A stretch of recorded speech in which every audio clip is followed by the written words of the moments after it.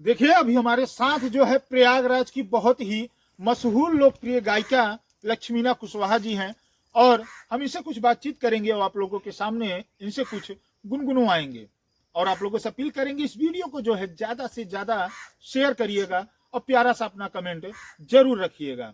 सबसे पहले हम आपसे कहना चाहेंगे कि इतना दिन आप कहाँ थी, क्यों नहीं याद आई?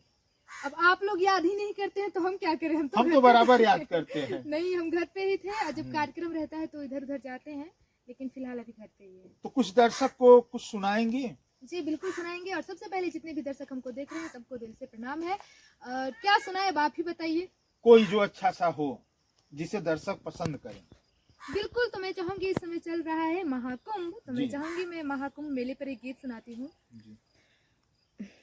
प्रयागराज के अद्भुत नजारा ये राजा तनी हमके दिखाए दी, संगम के अद्भुत नजारा ये राजा तनी हमके दिखाए दी, हमके दिखा दी राजा मेहलवा घुमाए दी, हमके दिखा दी राजा मेहलवा घुमाए दी, प्रयागराज के अद्भुत नजारा ये राजा तनी हमके दिखाए दी, संगम के अद्भुत नजारा ये राजा तनी हमके दिखाए दी, जहाँ बहे गंगा जमुना सरस्वती धारा,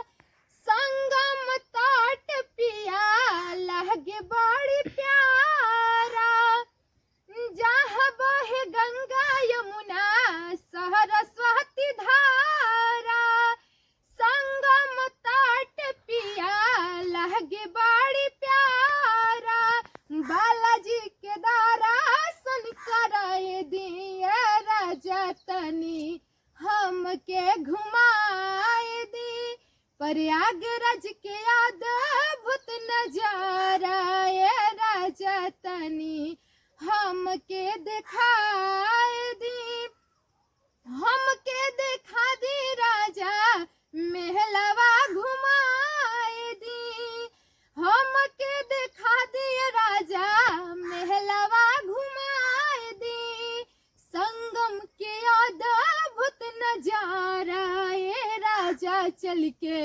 हमके दिखाए दी, सुनले बानी संगम में जे हो नहाला, ओकर पाप पिया सब काटी जाला, सुनले बानी संगम में जे हो नहाला, ओकर पाप पिया सब काटी जाला, त्रिवेणी में हमके नहवा दिए राजा तनी हमके घुमाए दी, प्रयागराज के अद्भुत नजारा ये राजा तनी हमके दिखाए दी, महाकुंभ के लागल बा मेला, ओइले साधु संत भइल बाटे ठेली ठेला,